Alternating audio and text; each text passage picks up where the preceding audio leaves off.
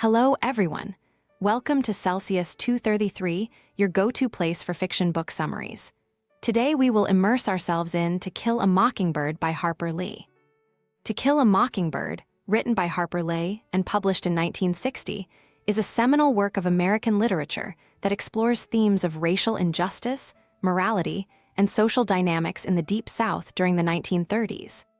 Set in the fictional town of Maycomb, Alabama, the novel is narrated by Jean Louise Scout Finch, a young girl whose perspective offers both innocence and insight into the complex events that unfold.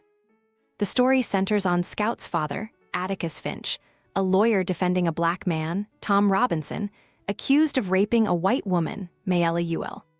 The novel earned the Pulitzer Prize in 1961 and has since become a cornerstone of discussions on race and ethics in literature. Plot summary.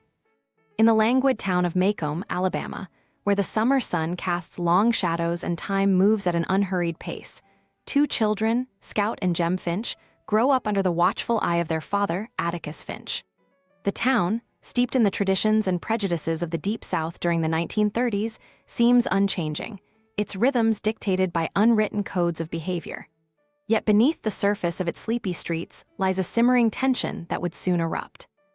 Scout, a spirited and curious girl, spends her days with her brother Jem and their friend Dill, a boy whose vivid imagination often leads their adventures. The trio becomes captivated by the mysterious Radley House, a shadowy structure at the end of their street, where Boo Radley, a reclusive figure, lives in near-mythical obscurity. Their games and dares to lure Boo outside serve as a childish attempt to unravel the enigma of a man they have never seen, but whose presence they feel keenly. The quiet life of the Finch family is disrupted when Atticus, a respected lawyer, takes on the defense of Tom Robinson, a black man accused of raping Mayella Ewell, a young white woman.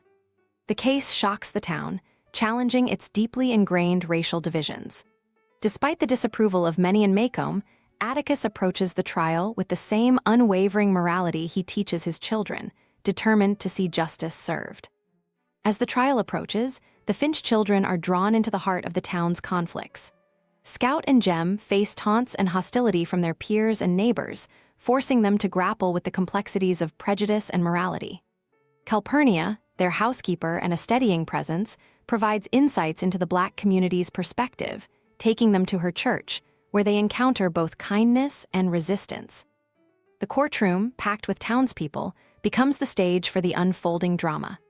Atticus methodically dismantles the Ewell's case, exposing the inconsistencies in Mayella's testimony and revealing her father, Bob Ewell, as a man of violent tendencies and deep prejudice. Tom Robinson's crippled arm renders it physically impossible for him to have committed the crime he is accused of. Yet, the jury's verdict is a foregone conclusion.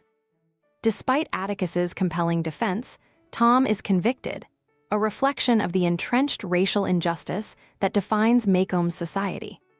The verdict devastates Jem, shattering his belief in fairness and justice. For Scout, the trial deepens her understanding of human nature, revealing the capacity for both cruelty and kindness. Their neighbor Miss Maudie and others provide comfort, but the shadow of the trial lingers. Tom Robinson, unable to face the hopelessness of his situation, attempts to escape from prison and is shot dead. His death further underscores the futility of justice in the face of systemic racism. Bob Ewell, humiliated and vengeful after the trial, directs his rage toward those he blames for his disgrace. His threats against Atticus and his family grow increasingly ominous. On a dark Halloween night, as Scout and Jem walk home from a school pageant, Ewell's bitterness boils over into violence. He attacks the children, injuring Jem and threatening Scout's life. In the chaos, a shadowy figure emerges to protect them. Boo Radley, stepping from the isolation of his home, intervenes, killing Ewell in the struggle. In the safety of their home, Scout sees Boo for the first time. His pale, fragile figure contrasts starkly with the frightening image the children had constructed in their imaginations. Boo's quiet bravery and gentle demeanor reveal him to be the unlikely hero of the night. Sheriff Heck Tate decides to protect Boo from the public eye, stating that exposing him would be akin to killing a mockingbird, a sin Atticus had once explained to Scout. As Scout escorts Boo back to his home, she stands on his porch and reflects on the world from his perspective. She sees the events of the past years not through her own eyes, but through his.